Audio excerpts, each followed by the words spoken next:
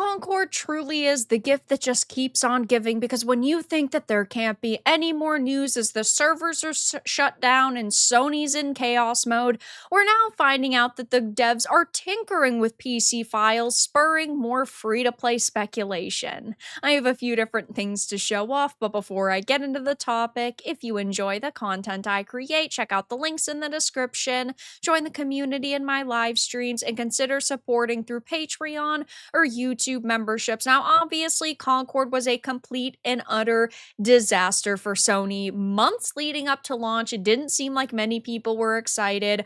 All of the closed betas and the free open betas did not go as planned, and then the game officially launched and virtually nobody purchased it. It sold so terribly, Sony shut down the servers only 2 weeks after release and refunded everybody, and we recently heard that it apparently cost $400 million to develop, and that didn't include the cost of what it cost Sony to purchase Firewalk, so that had to be upwards of $550 million, and then they gave up on the game after only 2 weeks. That just did not sound like a good situation. Now, I understand Sony's fine with throwing away a lot of money, but not this much. Though now, of course, we've all been speculating about a potential return. Maybe they're going to release it free to play.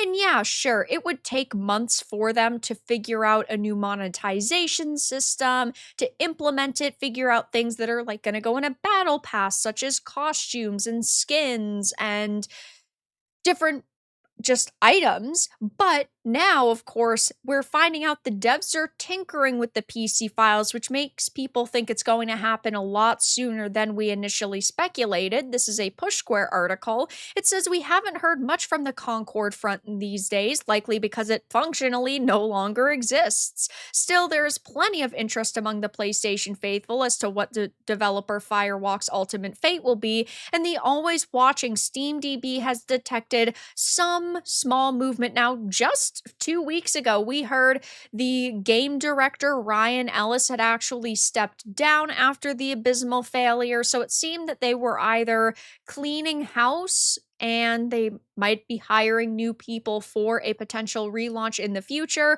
or we're just seeing people jumping ship because of the disaster it was. We don't really know exactly what happened behind the scenes over the past few years because initially Sony had a publishing deal, and then, of course, they bought out Firewalk, though it's speculated that Sony pumped a lot more money into it, but the vision sort of got away from some of these developers. And I have to say this all the time. Even with an extremely woke game, there's usually a few good apples in every bunch. Even though you might have 90% activists, there may be 10% of average human beings who do not constantly think about ideologies they want to push in content. And when we're dealing with cultures of toxic positivity where you can only say behind the scenes positive things about a project, and if you start saying negative things, you end up getting the boot, that may be what happened here, though. While we do not know kind of the details regarding what happened internally, we are now seeing Concord files are still being updated. And yeah, right, we're not talking about them making any announcements. We're not actually seeing them, tease a re-release, though it wouldn't be shocking to believe in the future Sony will re-release it in some way, shape, or form. I personally think that they're going to wait maybe like a year.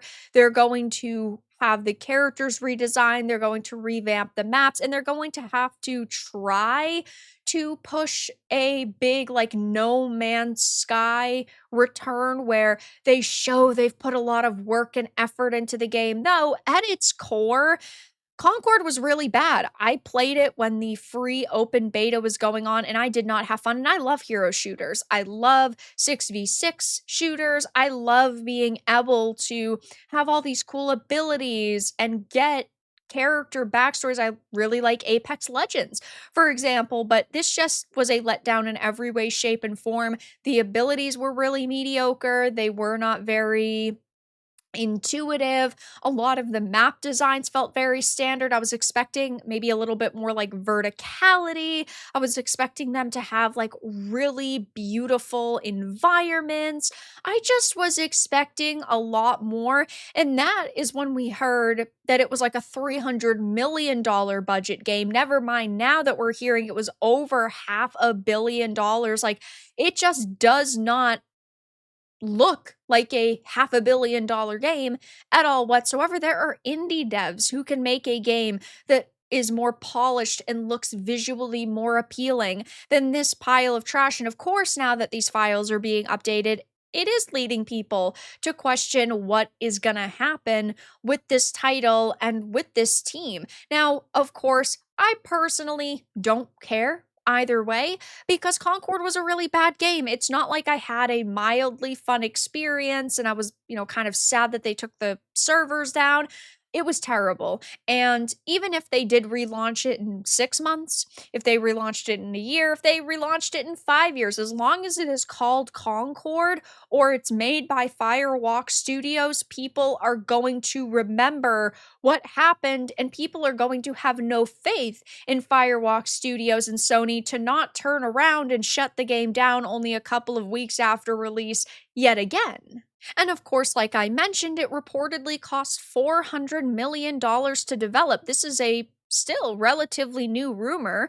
Colin Moriarty had detailed in a video uploaded to X where he spoke extensively with a Concord insider who informed him that it cost about $400 million to make. He went on to reveal that Probably Monsters, the original owner of Firewalk Studios in Concord before selling to PlayStation Studios Sony, and the game's original investors had spent $200 million on the game before it even made it to its alpha state. He said up to the point of the game where it went into alpha state, they had already spent $200 million on it, and it's unclear how much of that money is from Probably Monsters and the original investors into the game, and how much of that was from Sony. And I'd assume it was a lot from Sony because they really thought that this was going to be the next Overwatch competitor. They really thought that this was going to break into the hero shooter scene. It was going to have a big esports following. It was going to be a massive moneymaker for Sony, and that just didn't happen. Now, of course, I do think the initial $40 price tag hurt it.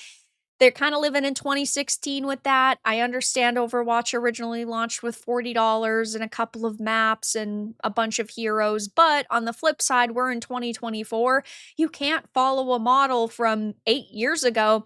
But even though it, of course, had this terrible launch when it was a paid product, the open beta was terrible. They couldn't even top 2,500 players in game at once because nobody was virtually interested in it. And we also know that going forward, Amazon's Secret Level series does have a Concord episode. So that's led to a lot of people wondering maybe it's going to be one of the last episodes in the season and they will relaunch the game around that time because it's going to be pretty cringeworthy to have to watch an episode of a show and then imagine somebody taking their phone, Googling, what is Concord? I've never heard of this game, and then finding out the whole entire debacle behind its release and subsequent failure. So it's just not a good look for Sony no matter which way you slice the cake. And of course, Concord isn't going to be a topic that goes away anytime soon because of the amount of money involved, because it's Sony,